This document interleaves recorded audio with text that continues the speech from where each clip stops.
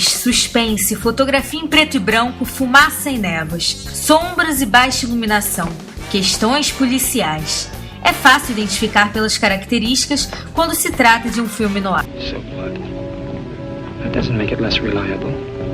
If the courts had to have an eyewitness for everything. Originários da década de 40 e 50 nos Estados Unidos, os filmes noir têm influência nos romances policiais que eram comuns naquela época. Bom, o filme noir, na verdade, foi uma coisa que aconteceu por acaso, como todo cinema aconteceu por acaso. A característica principal a qual a gente pode descrever para definir o cinema noir é a questão da sua fotografia e da atmosfera onde acontecem as histórias. A fotografia é sempre preto e branco, pelo contraste exagerado, né?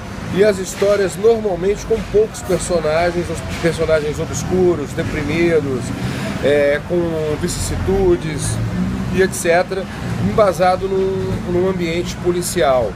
Isso devido ao fato de, na época, a literatura policial ser muito forte. E ele era um cinema feito com poucos recursos, que os diretores faziam como cinema independente nas suas horas vagas, diretores europeus que eram contratados por grandes estúdios americanos. Assim acabou surgindo esse estilo de cinema. Óbvio, não foi proposital, como todo cinema que a gente tem hoje em dia, ninguém pensa, vou fazer tal estilo. Não, a gente começa a fazer utilizando as técnicas, cada um que tem na sua cabeça, na hora de expor uma ideia, na hora de gravar uma cena. Só que se criou aí nesse período um estilo de cinema que é referência até hoje para o que a gente faz, né? Muitas vezes a gente está escrevendo uma cena no roteiro e pensa, pô, aqui eu vou dar um toque no ar dessa cena. Por que isso? Você acaba humanizando mais os personagens. Os personagens do cinema noir, eles eram mais humanos, porque eles possuíam mais vícios, eles possuíam mais defeitos, ou seja, isso aproximava o espectador da tela. Os filmes neo-noir foram influenciados pela fase clássica dirigida por famosos diretores, tais como Jules Dassin, Samuel Fuller, Alfred Hitchcock, Fritz Lang, Robert Wise, Orson Welles e Nicholas Ray. Todavia, este tipo de cinema também influenciou o gênero chamado cyberpunk, calcado na ficção científica. A mistura do filme noir com o gênero cyberpunk resulta no que é chamado de tech-noir. E o mais novo fruto do cinema noir é o gênero teen noir, que é considerado um símbolo da expressão das angústias do universo adolescente. É impossível a gente não falar do Falcão Maltese com Humphrey Bogart, né? E a gente tem também aí Cidadão Kane, que não é só noir em alguns traços, mas ele tem muita influência no ar, não só na questão de ser preto e branco, mas na questão também dos desvios de personalidade e de caráter dos personagens. A gente sai um pouquinho, tem aquele mais modesto, tipo Farrapo Humano. Farrapo Humano, na minha opinião, do cinema noir, ele é o melhor de todos os filmes feitos. A história acontece basicamente com um personagem dentro do apartamento, ou seja, isso é genialidade. Você já pensar num roteiro, nas suas limitações, o que você tem para fazer um filme e fazer dar certo dentro das limitações. Então, assim, na minha opinião, se você quer saber o que é cinema noir de verdade, assista Farrapo Humano. Os protagonistas masculinos são duvidosos e, para destacar isso, alguns modelos de personagens são repetidos nesses filmes. As personagens femininas costumavam seguir uma linha femme fatale, que são aquelas mulheres que seduzem para depois enganar. E os personagens do cinema noir, até pela atmosfera normalmente ser policial, porque era o que se tinha de literatura na época, era o que estava mais vivo no imaginário das pessoas, como na década de 60 e 70 no Brasil, o que a gente tinha de mais vivo era Nelson Rodrigues. Então por isso que os filmes e as peças de teatro dessa época são rodriguianas. Mesma coisa acontecia com o noir na década de 40, havia uma influência policial. Esses personagens, eles normalmente eram personagens deprimidos, personagens obscuros, personagens cheios de segredos, e isso é um traço que foi muito forte no cinema noir, mais do que a sua própria fotografia e a questão de trilha, né? Ou seja, nada mais era do que personagens humanos. E eu acho que isso é o que se deve ao grande sucesso que o cinema noir teve. Personagens não perfeitos. Não havia um herói, não havia uma heroína, não havia uma mocinha. Não.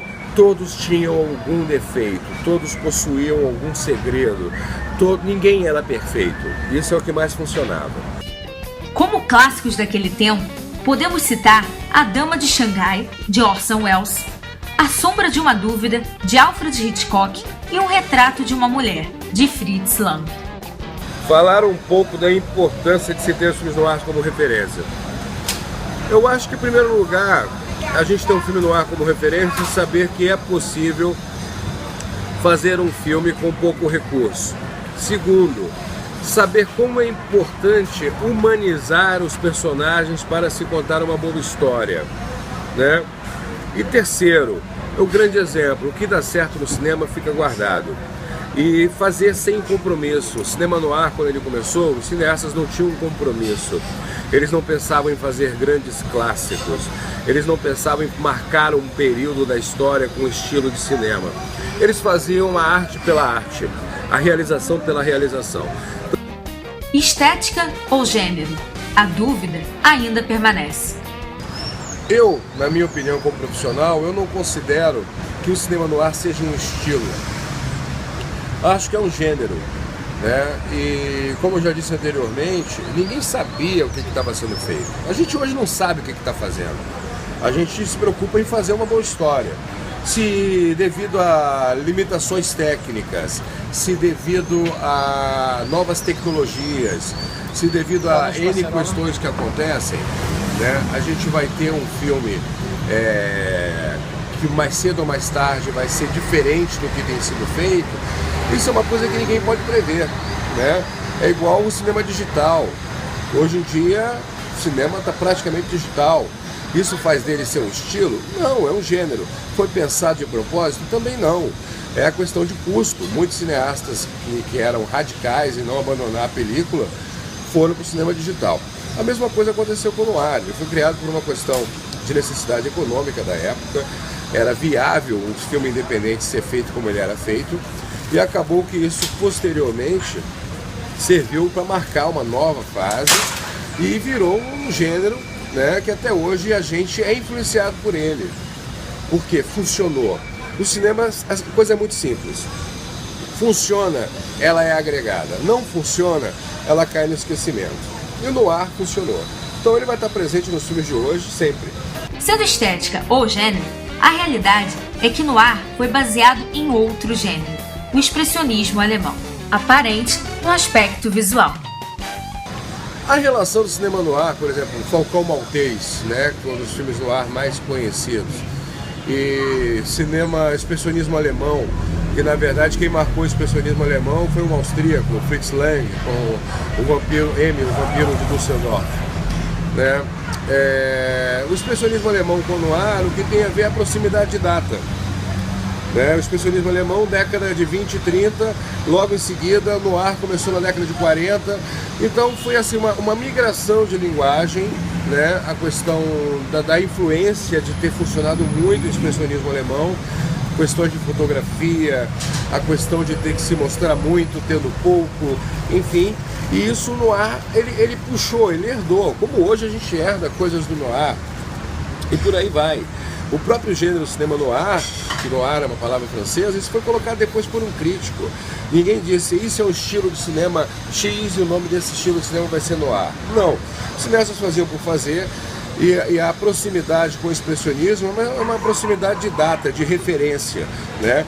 Como hoje, por exemplo, a gente começasse a fazer no Brasil filme em 3D de ficção científica. O que tem a ver com os Estados Unidos? É a proximidade, a influência de estar recentemente Homem de Ferro e muitos filmes que são feitos, a gente herdar isso e começar a seguir.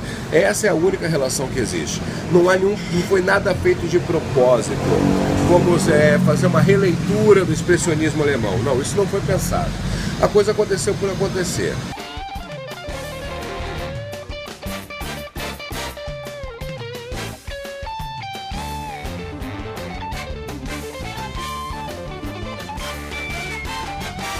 O noir, além de toda a doação técnica que ele nos deixa, ele deixa essa parte filosófica do cinema que é muito importante. Pega a sua câmera e faz. E é isso aí.